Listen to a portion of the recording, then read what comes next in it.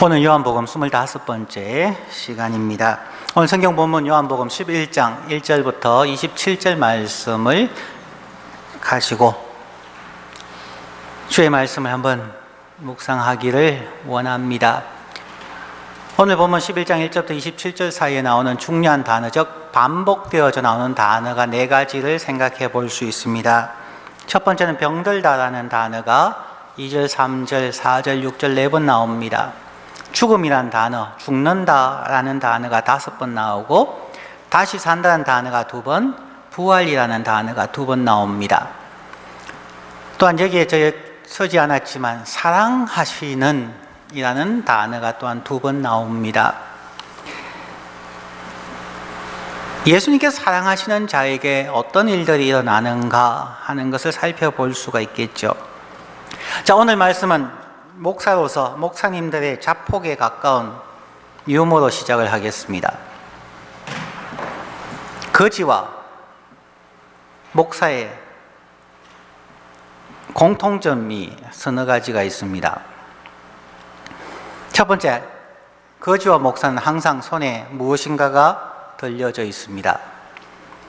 거지는 밥그릇 깡통이 들려 있고 목사는 성경책이 들려져 있습니다. 두 번째, 오라는 곳은 없어도 갈 곳은 많습니다. 세 번째는 주면 주는 대로 먹는다. 그게 우리들의 삶입니다. 그런데 한 가지가 더 있습니다. 젊은 세대는 잘 모를 겁니다. 나이 드신 분들 옛날에 그런 노래 참 많이 했죠. 작년에 갔던 각설이 죽지도 않고 또 왔네. 얼씨구 절씨구 돌아간다. 이런 얘기가 있습니다. 그 당시 참 어렵고 힘들었기 때문에 그 추운 겨울에 혹 죽을까 걱정을 했었는데 봄이 되면 죽지 않고 다시 동량을 오는 그 그린들의 모습을 이야기를 했습니다. 목회자들도 참 어려운 일이 있어도 사람들이 싫어해도 찾아갑니다. 그리스도의 눈물 때문에 찾아갑니다. 목사님들은 예수님의 첫 부활과 우리 성도들의 부활을 또한 강조합니다. 죽음이 너머의 세상, 죽음 너머의 삶이 있기 때문에 그러합니다. 오늘 말씀은 예수님께서 나는 부활이요 생명이다라는 말씀인데 그 말씀이 꼭 장밋빛만을 얘기하는 것은 아닙니다. 그 안에 우리의 절망과 고통이 함께 있다는 것을 오늘 본문은 말합니다.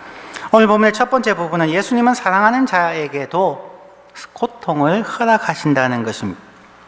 이 세상은 생로병사로 가득 차 있습니다. 그래서 인생을 고해, 고통의 바다라고 이야기를 합니다. 오늘날 왜 사랑의 하나님이 인간에게 고통을 주시는가? 라는 질문은 부적절한, 부질없는 질문입니다. 첫 인간이 하나님을 거역하고 범죄한 이후에 죄와 고통은 그저 만연해 왔습니다.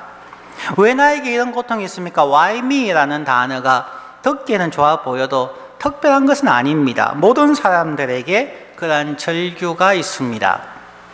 그리고 그러한 절규가 인생의 문제를 해결해 주는 것도 아닙니다. 오늘 본문 3절 말씀에 보면은 이에 그 누이들이 예수께 사람을 보내어 이르되 주여 보시옵소서 사랑하는 자가 병들었나이다. 오늘 본문에서 병들다는 단어가 4번 나오고 죽음이라는 단어가 5번 나오는데 인간의 고통과 병들고 죽음을 맞이하는 인간의 절망에 대해서 말하고 있는 그 가운데에 사랑하시는 자라는 단어가 또한 반복해서 나온다는 것입니다. 예수님이 사랑하는 친구 나사로가 병들었다는 것입니다. 예수님이 지극히 사랑하는 친구에게도 질병과 죽음은 피할 수 없는 인간의 운명입니다. 인간의 절망은 예수님의 절망입니다. 하나님께서 자신의 형상대로 창조한 하나님의 걸작품인 인간이 하나님을 버리고 독립하기 위하여서 하나님과의 약속을 깨뜨립니다. 그리고 선악을 알게 하는 나무의 실과를 먹고 범죄하게 됩니다. 그 결과로 이 세상은 무질서하게 되고 땀이 흘러야 하고 수많은 고통이 찾아오게 되어져 있습니다.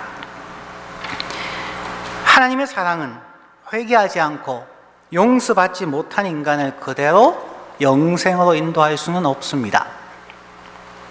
사랑은 사랑하는 사람이 죄를 깨닫고 회개하여 온전한 사람이 되게 하는 것입니다.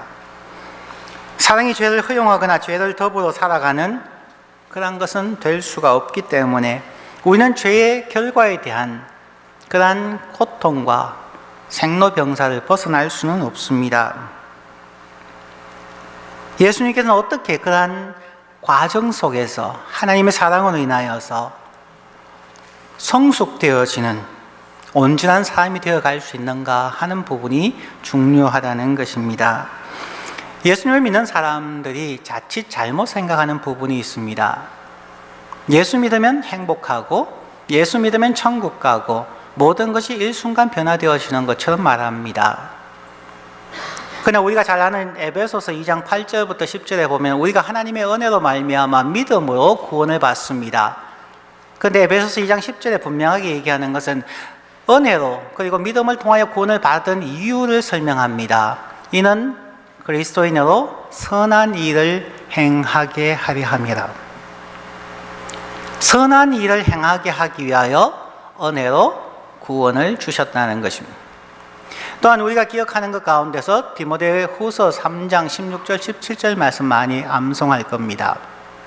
모든 성경은 하나님의 감동으로 된 것으로 교훈과 책망과 바르게 함과 의로 교육하기에 유익하니 17절 말씀 이는 성경을 주셔서 교훈과 책망과 바르게 함과 의로 교육하기에 유익한 성경을 주신 이유가 이는 하나님의 사람을 온전하게 하며 모든 선한 일을 행할 능력을 주시기 위함이다.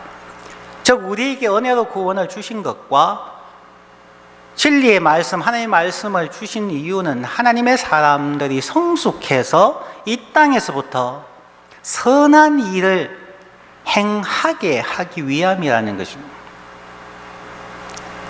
그러므로 예수를 믿는다는 것은 할렐루야 찬양과 함께 이 땅에서의 선한 사역을 위한, 즉 예수 그리스도께서 시작하신 컴패션의 사역을 감당하기 위하여 함께 하기 위함입니다. 여러분이 벌턴길을 타고 있다 보면은 이스턴과 벌턴 코너에 있는 큰 간판을 혹시 보셨습니까? 그 간판에는 요 인근 지역에 있는 미국 흑인교회에서 선전하는 광고판인데 거기에 이렇게 적혀져 있습니다. Compassion with no comparison 이라는 단어가 나옵니다. 하나님의 긍휼을 베풀되 비교하지 아니하고 내가 더 낫다, 저 사람이 못하다, 상대방과의 비교, 컴패리슨이 없는 컴패션, 그것이 예수의 선한 일이라는 것입니다. 우리가 절망하고 어려워하는 수많은 이유 중에 하나는 비교에서 나옵니다. 그리고 내가 조금 더 편하기 위해서, 나의 자존심을 세우기 위해서, 내가 성공하기 위하여 우리는 서로의 마음에 실망과 상처와 심지어 배신과 고통을 줍니다. 예수 믿는 자의 가장 기본적인 것을 우리는 망각하고 있기 때문입니다. 예수님은 우리가 변화하여서 온전하게 되어서 그리스도의 눈물을, 그리스도의 일을 감당하게 하기 위함입니다. 그러기 위해서는 우리가 있는 죄의 모습 이대로 구원받을 수는 없습니다. 예수님께서 요한복음 8장 11절에 보면은 현장에서 간음하다 잡혀온 여인에게 하는 얘기가 있죠. 예수께서 이르시되 나도 너를 정죄하지 아니하노니 가서 다시는 죄를 범하지 말라 하시니라. 예수님께서 조건 없이 그 여인을 받아주시고 용서하셨습니다. 정죄하지 않겠다고 얘기하셨습니다. 이것이 구원이라고 생각을 합니다. 그러나 그 뒷부분이 분명히 있다는 것입니다. 가서 다시는 죄를 범하지 말라. 온전한 사람이 되기 위한 발버둥 치는 노력이 있으라는 것입니다. 상대방에 의해서 흔들리지 말라는 것입니다. 세상에 의해서 흔들리지 않고 그리스도와 동행하는 삶이 되어야 한다는 것입니다. 예수님의 사랑은 우리에게 용서를 선언할 뿐만 아니라 죄의 생활에서 벗어나는 것입니다. 왜냐하면 우리의 죄로 인하여 이 땅에는 고통과 절망이 있기 때문입니다. 우리의 힘은 어쩔 수 없어서 고통과 절망 속에서 좌절하며 눈물을 흘리고 심지어 분노하기도 하셨지요. 오늘 본문에서 가장 많이 나오는 두 단어, 질병과 죽음이 우리 인생에 가득 차 있습니다. 심지어 예수님께서 지극히 사랑하시던 친구 나사로에게도 질병과 죽음은 찾아왔습니다. 우리는 이러한 상황에서 어떻게 해야 할까요? 단순히 좌절하시고, 단순히 미워하시고, 단순히 분노하시고, 혹은 다른 사람에게는 관계없이 나만 편안하면 되시겠습니까? 아니면 종말론처럼 예수님이 빨리 재림하면 좋겠다고 기도하고 있습니까? 사람들이 힘드실 때 그런 얘기를 하시더라고요. 한순간 하늘과 땅이 한번 딱 붙었으면 좋겠다. 그러면 그 안에 있는 모든 사람이 일시에 다 죽게 되겠죠. 죽으면 천국 간다는 생각 때문에 그렇습니다. 그런 생각이 드시는 게 맞을까요? 한국에서 1992년에 다가올 미래를 준비하라는 선교단체, 줄여서 다미선교회라는 것이 있었고, 전 세계적으로 CNN 방송을 비롯하여서 한국에 모여서 휴거하는 사람들 찍기 위해서 방송을 한 적이 있었습니다. 물론 해퍼닝으로 끝나버린 것이죠. 사람들은 예수님의 재림을 너무나 고대합니다. 정말 그럴까요? 만약 여러분들에게 예수님께서 내가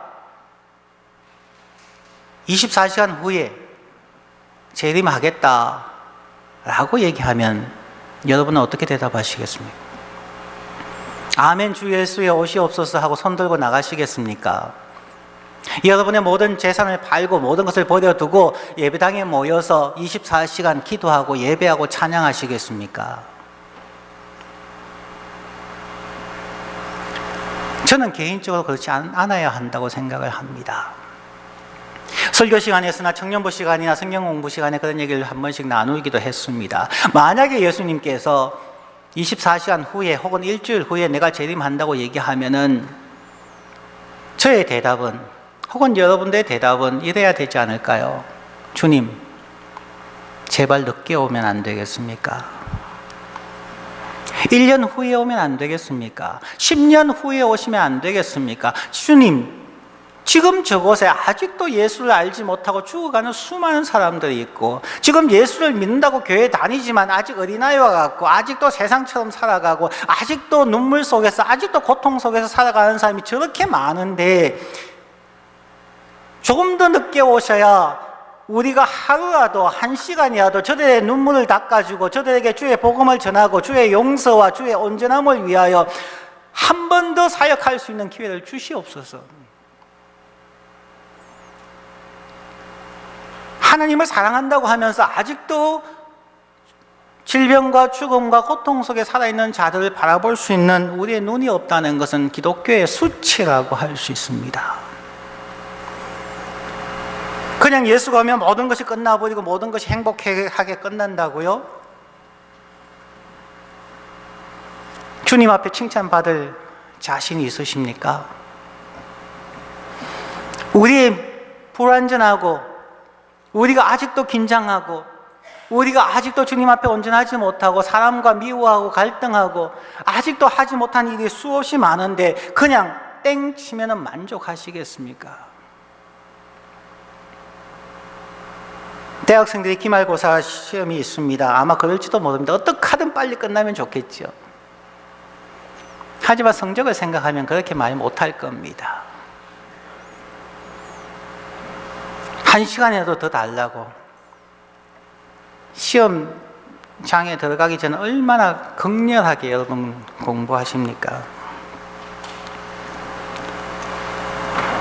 이 세상의 고통과 죽음은 단순히 예수님이 오신다고 해결되는 것이 아니기 때문에 예수님 지금 오면 어떡합니까? 라고 말릴 수 있는 것이 정말 한 명이라도 내 주위에 있는 저 한 사람, 때로는 나를 시험 들게 했고 때로는 나를 핍박했고 때로는 나를 오해해서 미운 사람이라 할지라도 주님 저 사람이 하나님 앞에 책망받으면 안 되기 때문에 저들이 지옥 가면 안 되기 때문에 주님 한 번 더 기회를 주십시오. 나에게 하루, 한 달 더 기회를 주십시오 라고 얘기하지 못한다면 우리의 신앙은 뭔가 문제가 있다는 것입니다. 주님 앞에 설 때 부끄럽지 않은 믿음, 변화되는 성품, 온전해지는 인간성, 최소한 사람들에게 인정을 받는 그리스도인이 되어야 예수님 만날 때 정말 부끄럽지 않은 모습이 되지 않겠습니까? 예수님은 이 세상에 고통하는 이 세상을 보면서 어떤 마음을 가지셨을까요? 성경에서 원 구절 가운데 가장 짧은, 가장 압축되어져 있는 구절이 어디인지 아십니까? 한 구절이 단 2단어로 구성되어져 있는 절이 있습니다. 그것이 요한복음 오늘 본문인 11장, 다음 주에 하게 될 겁니다마는 11장 35절의 말씀입니다. Jesus wept. 예수께서 눈물을 흘리시더라. 사랑하는 친구 나사로의 질병과 죽음, 그리고 수많은 사람들의 눈물과 한탄을 바라보시면서 예수가 우셨다는 것입니다. 예수님은 우리가 의식하지 못하는, 혹은 마치 버림받았다는 느낌이 드는 그 절망과 분노의 순간에도 예수님은 여러분을 사랑하십니다. 예수님은 당신의 눈물로 저와 여러분을 바라보시며 우리의 마음을 적시고 있다는 것입니다. 여러분은 예수님의 눈물을 보신 적이 있으십니까? 조금 신비주의 같습니다만 30여 년 전 저와 함께 기도하던 사람들과 이야기를 한 번씩 합니다. 함께 모여서 열심히 성경 공부를 하고 기도를 했습니다. 그런데 한 자매가 어느 날 찾아와서 얘기했습니다. 선배, 어제는 밤새도록 철야 기도를 하는데 한마디도 못했습니다. 왜냐? 기도하는 가운데 예수님의 형상이 어렴풋이 생각이 났는데 그 예수님께서 계속 우시더라는 겁니다. 그래서 자기의 손수건으로 예수님의 눈물을 닦아드리다가 하루가 지나가 버렸습니다. 그건 한 사람의 생각일 수 있고 한 사람의 그냥 사소한 경험일 수는 있습니다. 하지만 30년 전 그것을 들으면서 우리들은 한번 깊이 고민한 적이 있습니다.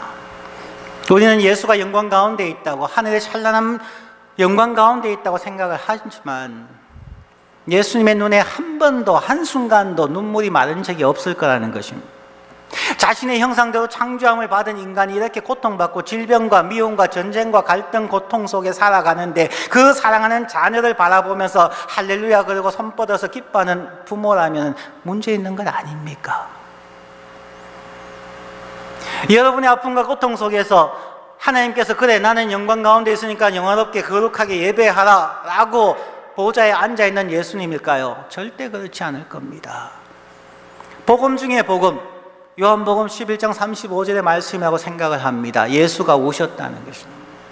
예수가 저와 여러분을 보고 우신다는 것입니다. 지금 이 시간도 아직도 그리스도의 형상으로 변화되어지지 않는, 아직도 우리의 이기심과 우리의 오만과 우리의 지식과 우리의 경험 속에 사로잡혀서 남들과 비교하면서 때로는 좌절하고 때로는 교만한 우리를 보면서 하나님은 울고 계신다는 것입니다.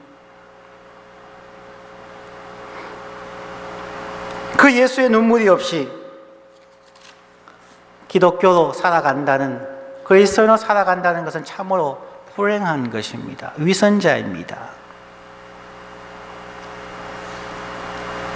그렇다고 우리가 모든 사람의 눈물을 닦아줄 수는 없지만 내가 있는 곳에서 내 주위의 사람들의 아픔, 그들의 미성숙함을 품어줄 수 있는 눈물, 그 예수의 눈물이 우리에게 있어야 되겠지요.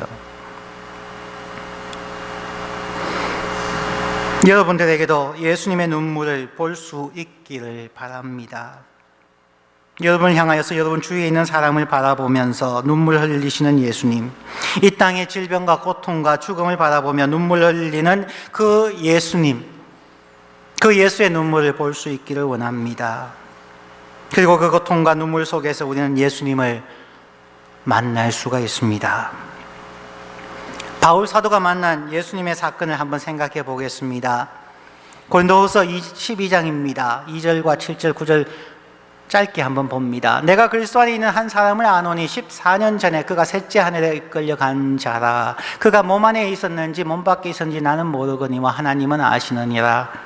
7절에 여러 계시를 받은 지극히 크므로 너무 자만하지 않게 하시려고 내 육체에 가시고 사단의 사자를 주셨으니 이는 나를 쳐서 너무 자만하지 않게 하려 하심이라. 9절 말씀에 나에게 이르시기를 내 은혜가 너에게 족하도다 이는 내 능력이 약한 데서 온전하여 심이라 하신지라. 그러므로 도리어 크게 기뻐하며 나의 여러 약한 것들에 대하여 자랑하리니 이는 그리스도의 능력이 내게 머물게 하려 함이라. 바울 사도의 자기 고백의 부분, 즉 간증의 부분입니다. 바울이 세 번째 하늘에 올라갔다고 말합니다. 그러면 하늘에도 1층, 2층, 3층, 4층, 5층 혹은 100층의 건물이 있을까요? 성경이 말하지 않기 때문에 우리가 알지 못한다고 할 수 있습니다. 그러나 이스라엘 사람들은 바울 사도의 이야기를 들으면 바로 무슨 말인지 압니다. 세 번째 하늘에 올라갔다는 것이 무슨 말이에요? 세 번째 하늘은 하나님을 만났다는 얘기입니다. 유대인들에게 있어서 세 번째라고 하는 것은 지성소를 의미합니다. 하나님께서 모세에게 시내산에 올라와서 하나님을 만나라고 했을 때의 모습입니다. 이스라엘 백성들은 시내산 아래에 있었고 그 다음에 70인의 장로들이 산 중턱에 올라가고 단 한 명 모세가 산 정상에 올라가서 하나님을 만납니다. 그리고 하나님께서 십계명과 율법들을 줍니다. 1층이 산 밑이고 2층이 산 중턱이고 3층이 산 정상입니다. 이것을 그대로 만든 것이 성소입니다. 성전문에 큰 문을 열고 들어가면 성전뜰이 있고요. 성전뜰에서부터 조금 더 좁아지고 좁은 문으로 들어가면은 그곳에 성소가 있습니다. 제사장들만 들어갈 수 있는 성소가 있습니다. 그 세 번째는 문이 없이 그냥 빛이 전혀 들어갈 수 없는 촘촘히 짠 커튼으로 되어져 있는 곳, 지성소가 있습니다. 성전뜰을 지나서 성소를 지나서 지성소에 들어가는 것, 즉 하나님의 법궤가 있고 그 위에 시연소, 하나님의 은혜가 있는 그곳에 들어가서 하나님을 만났다는 표현입니다. 그것이 삼층이라는 의미입니다. 하나님이 계시는 것, 내가 하나님을 만났다는 것입니다.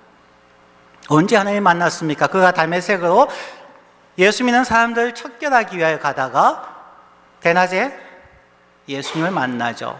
누굽니까? 나는 너가 핍박하는 예수다. 그 즉시 그는 어두워진, 즉 장님이 되어버립니다. 그리고 아나니아의 기도를 통하여 3일 만에 눈을 뜨게 되지요. 그가 내가 하나님을 만났습니다. 내가 세 번째 하늘에 올라갔습니다. 그런데 하나님을 만났을 때 그의 모습이 어땠을까 하는 것입니다. 그것은 캄캄한 것입니다. 하나님이 역사하는 장소, 그것은 칠흑 같은 어두움입니다. 하나님의 창조가 있는 곳, 그것은 칠흑 같은 어두움입니다. 창세기 1장에 보면은 하나님께서 세상을 창조하십니다. 그때 하나님이 창조를 시작하신 곳이 어디입니까? 흑암이, 캄캄함이 있었고 거기에 첫 번째 만드신 것이 빛이 있으라고 이야기합니다. 성소에서도 성전뜰에는 햇볕이 들어오는 곳이고 성소에는 수많은 촛불들이 있어서 빛이 있는 곳이지만 지성소에는 단 한 줄기 빛도 들어갈 수가 없습니다. 그곳에는 인간의 의로움과 인간의 노력과 어떠한 불이 없는 아주 캄캄한 곳입니다. 그곳에서 대제사장은 더듬어 가면서 법궤 시온소를 찾아가야 하는 곳입니다. 캄캄한 곳입니다. 예수님께서 십자가에 달릴 때의 모습이 어떠했습니까? 마지막 죽음의 순간 천지가 캄캄해집니다.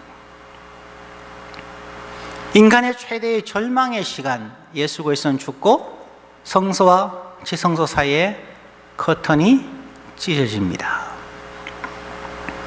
바울이 예수님을 만나는 그 시간, 삼청천에 올라갔다고 얘기하는 그 다메섹으로 가는 길에서 예수님을 만났을 때 그의 모습은 장님이 되는 것이었습니다. 그는 3일 동안 장님이 되었습니다. 하나님의 임재가 있는 곳은 어두움입니다. 칠흑 같은 어두움입니다. 인간의 의지와 인간의 노력과 인간의 자기 자랑이 전혀 통할 수 없는 완벽한 어두움. 어쩌면 그곳에서는 질병과 고통과 눈물과 아픔과 배신과 분노만 있는 곳입니다. 그곳에서 내가 정말 전적으로 타락한, 전적으로 무익한, 나는 아무것도 할 수 없는 존재입니다 라는 고백이 있는 그 순간 하나님을 만날 수 있다는 것입니다.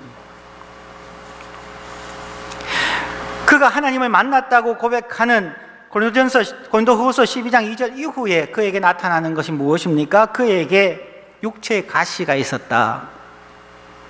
사탄의 사자가 있었다. 그것이 눈병일 수도 있고 간질병일 수도 있고 우리가 정확히 알지 못하는 그 어떤 질병이 있었다는 것입니다. 왜 그런 질병이, 고통이 그에게 있어야 했을까요? 바울은 고백합니다. 그 고통으로 인해 하나님의 능력이 나에게 있다. 다시 말하면 예수 그리스도의 눈물이 있다는 것입니다. 나의 육체의 가시 때문에 우리 주위에서 고통받고 있는 이 수많은 사람들, 마음에 들지도 않고 힘들어하는 그들을 향한, 그들이 지금도 예수의 몸에 있는 가시처럼 예수를 찌르고 예수를 눈물 짓게 하는 그 가시를 볼 수 있게 하는 하나님의 방법이기 때문입니다. 하나님은 영화로운 몸 가운데서 기뻐만 하고 있지는 않습니다. 왜냐하면 예수는 교회의 머리이시고 교회가 그의 몸이기 때문에, 몸이 아프면 머리는 절대로 편안할 수가 없습니다. 이 땅에 있는 그리스도인들의 아픔과 고통이 있는데 머리 되는 예수 그리스도가 할렐루야 하며 천국에서 기뻐하고 있다는 것은 말이 되지 않지 않습니까? 하나님을 만난 바울 사도에게 너가 천국만을 소망하는 것이 아니라 너가 내 눈물을 가지고 내 몸에 있는 육체의 가시를 너도 가지고, 내가 아파하듯이 너가 아파하고, 내가 눈물 흘리듯이 너가 눈물 흘리고, 내가 한 영혼을 위하여서 십자가에 죽기까지 하나님께 순종했는 것처럼 너도 한 영혼을 위하여서 십자가에 죽기까지 순종하는 자가 되었으면 좋겠다 하는 말씀이죠.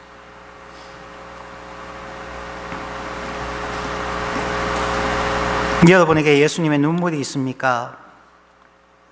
여러분에게 자신의 연약함과 이웃의 연약함에 대한 애통하는 눈물이 있습니까? 오늘날 교회에 세상을 향한 그리스도의 눈물이 있습니까?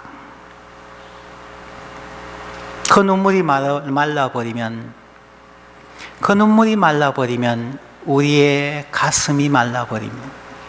가슴이 말라버리고 난 후에 성경을 아무리 많이 알고 신앙의 체험을 아무리 많이 하고 산을 옮길 만한 지식이 있다 할지라도 그것은 죽은 것입니다. 그것은 그리스도의 마음이 없는 것입니다. 예수의 눈물이 저와 여러분의 눈에서 사라지는 순간 우리는 예수의 적이 될 수밖에 없습니다. 이번에 예수님의 시간은 절대로 늦지 않습니다. 사람들이 생각하기에 예수님이 늦게 응답하신다고 생각을 합니다. 여러분의 기도에 왜 이렇게 늦게 응답하냐고 얘기할지 모릅니다. 예수님이 가장 적절한 시간을 아시는 하나님입니다. 두 번째 화면으로 넘어가야 하는데, 자, 6절 말씀입니다. 나사로가 병들었다 함을 들으시고 그 계시던 곳에 이틀을 더 유하시고, 17절 말씀에 예수께서 와서 보시니 나사로가 무덤에 있은지 이미 나으리라. 이 두 말씀은 마르다와 마리아가 사람을 예수님께 보낸 직후에 이미 나사로가 죽었다는 것을 말하죠. 사람들은 조급했습니다. 이미 사환들이 예수님께 왔을 때 예수님은 이미 아셨습니다. 사랑한 나사로가 이미 죽었다는 것을. 그러나 이틀 더 있다가 마르다의 집에 갔습니다. 그러니 오는 하루, 가는 하루, 그곳에 이틀을 합치면 4일째가 되어서 예수님께서 나사로에게 갔습니다. 왜 그럴까요? 유대인들에게 큰 개념을 가르쳐 주기 위해서 그렇습니다. 유대인들에게는 이러한 전통적인 생각이 있었습니다. 사람은 죽으면 그 사람의 영혼이 그 사람 주위를 3일 동안 떠다니다가 천국으로 간다는 그런 생각이 있었습니다. 그래서 예수님께서는 의도적으로 3일 동안 그곳에 머무르셨습니다. 그래서 사람들이 나사로가 확실하게 죽었다는 것을 보여주기 위하여 일부러 3일을 더 계시다가 가신 것이죠.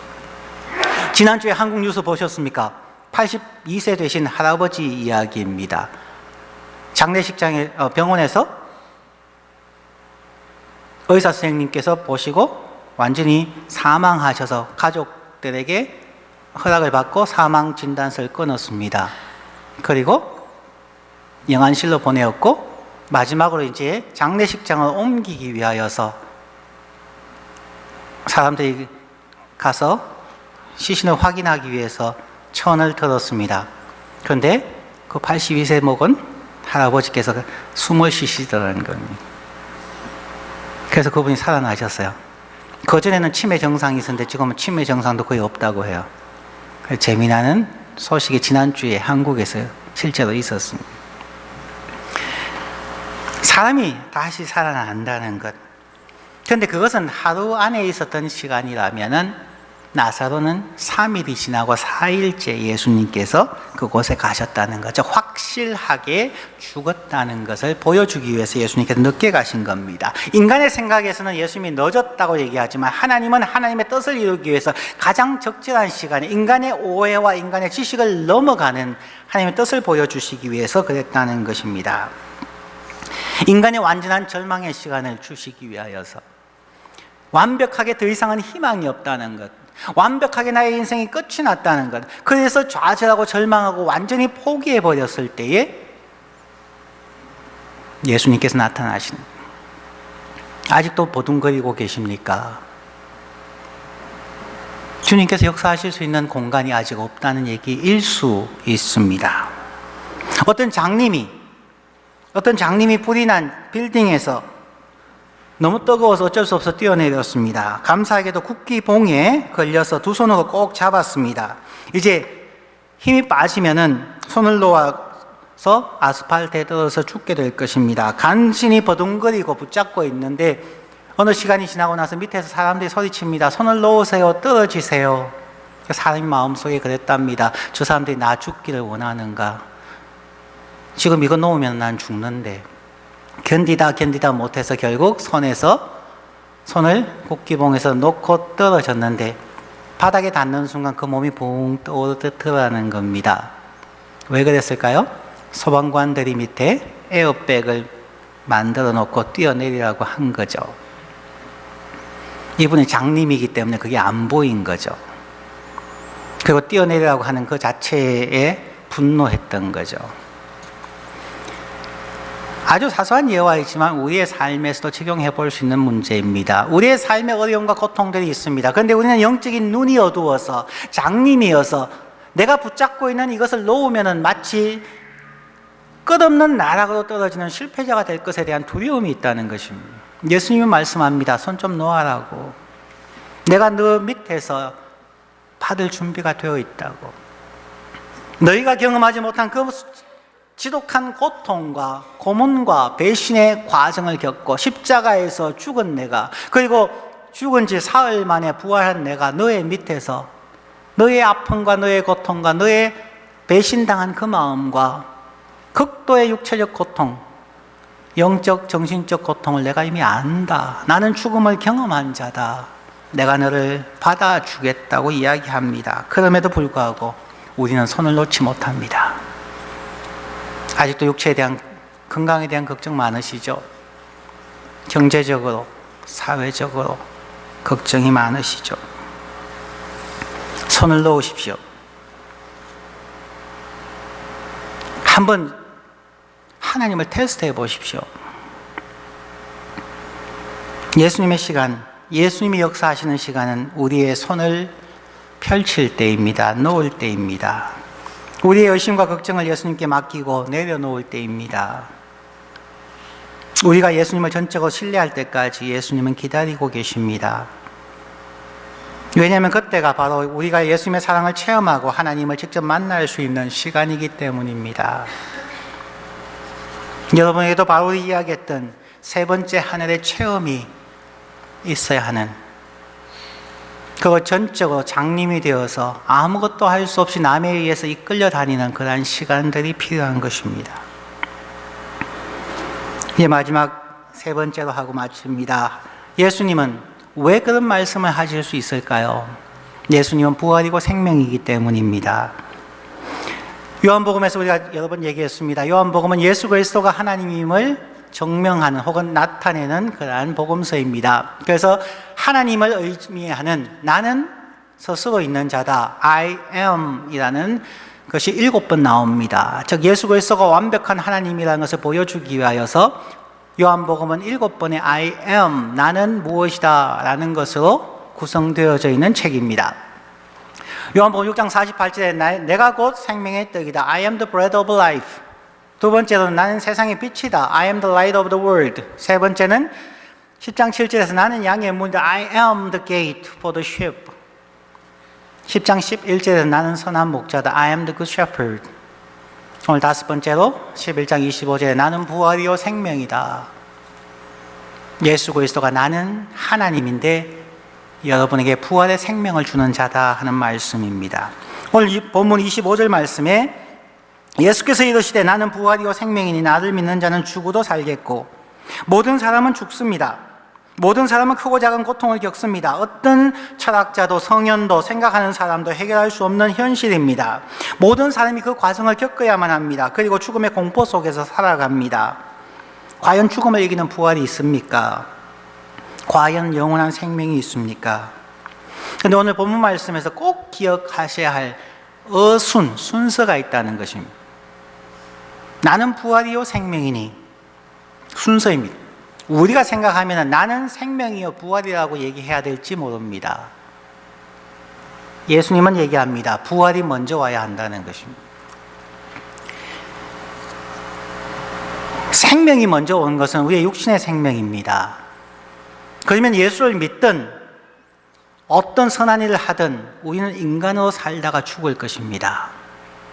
이 육신의 생명에서 전적인 부패에 대한 애절함과 죽음이 있어야 하고 그 이후에 부활이 있으면 부활 이후의 생명은 단순한 육체의 삶이 아니라 부활한 사람의 생명, 그리스도의 생명이라는 것입니다. 먼저 부활을 체험한 사람만이 예수님의 생명을 누릴 수가 있습니다. 부활의 생명을 가진 자만이 예수님의 눈으로 사람을 보고 예수님의 눈물을 흘릴 수 있는 사람이 됩니다. 교회 20년, 30년, 50년 다녔는데도 아직 예수의 눈물이 그 눈에 없다면 그 사람은 아직 부활을 체험하지 못한 사람입니다. 즉 다시 말하면 자기에 대해서 죽지 않은 사람이라는 것입니다. 이 사람이 그리스도인인가 아닌가, 온전한 그리스도인인가를 판단하는 것은 단 하나밖에 없습니다. 우리의 눈에 예수의 눈물이 있느냐 없느냐입니다. 방언한다고 그 사람이 예수의 사람 아닙니다. 하나님 앞에서 성경을 백독한다고 하나님의 사람은 아닙니다. 그 눈에 예수의 눈물이 있는 사람이 그리스도의 사람입니다.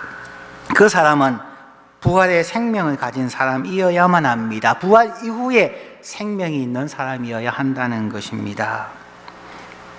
부활이요 생명이신 예수님 안에서 우리는 질병과 죽음의 사탄의 가시를 안타까워하며 우리와 이웃을 더 사랑하게 되고 긍휼의 눈물을 함께 흘리고 예수님이 주시는 풍성한 생명을 누릴 수 있고 나눌 수 있게 됩니다. 예수님 안에서 부활의 생명을 누릴 때에 비로소 일상의 삶이 의미가 있고 감사하게 됩니다. 한 사람의 글을 소개하고 마칩니다. 어떤 사람은 이렇게 말합니다. 오늘은 아무 일도 일어나지 않아서 너무 재미없는 하루였어. 하지만 또 어떤 이들은 이렇게 이야기합니다. 오늘 아무 일도 일어나지 않게 해주셔서 대단히 감사합니다. 평범한 일상에 대해서 사람들의 생각이 전혀 달라집니다. 오늘 하루의 일상을 어떻게 살았는가? 원망하며 사셨습니까? 안타까워하며 사셨습니까? 감사와 기쁨으로 사셨습니까? 그것이 육신의 생명을 가진 자와 부활의 생명을 가진 사람의 차이입니다. 어떤 사람은 하루아침에 가족을 잃기도 하고 또 들어는 하루아침에 집이 잿더미가 되기도 합니다. 어떤 사람은 늘 미래만을 준비하며 오늘에 충실하지 못하는 사람들도 있습니다. 어느 쪽이 옳고 그르다는 판단은 무의미합니다. 모두가 소중한 것입니다. 그러나 하나님이 주신 생명은 오늘 하루입니다. 내일은 모릅니다. 과거에 얽매여 사시는 분, 그것은 이미 그리스도 안에서 사라져 버린 것입니다. 이것만은 꼭 있어야 합니다. 일상을 살아내는, 하루에 한 번을 살아갈 수 있는 힘, 아무 일 없는 일상을, 분주하지 않은 일상을, 무의미한 것 같아 보이는 하루하루를 살아가는 힘이야말로 내가 속한 공동체를 세워나가는 뿌리가 될 것입니다. 오늘 사랑하십시오. 오늘 예수의 눈물을 가지십시오. 오늘 내 주위에 있는 사람을 위로하여 주십시오. 일상을 살아내는 힘이 바로 여러분의 꿈을 이루어 줄 것입니다. 사랑하는 성도 여러분, 예수님은 부활이요 생명이신 하나님입니다. 질병과 죽음, 오늘 본문에 가장 많이 나온 단어이면서도 우리의 삶에서 가장 많이 체험하는 것이죠. 이 세상이라는 고통의 바다를 건너며 지치고 힘들어하는 여러분, 부활과 생명의 예수님 안에서 소망과 위로와 능력을 체험하는 우리 모두가 되시기를 부활과 생명의 주님의 이름으로 간절히 축원합니다. 기도하겠습니다.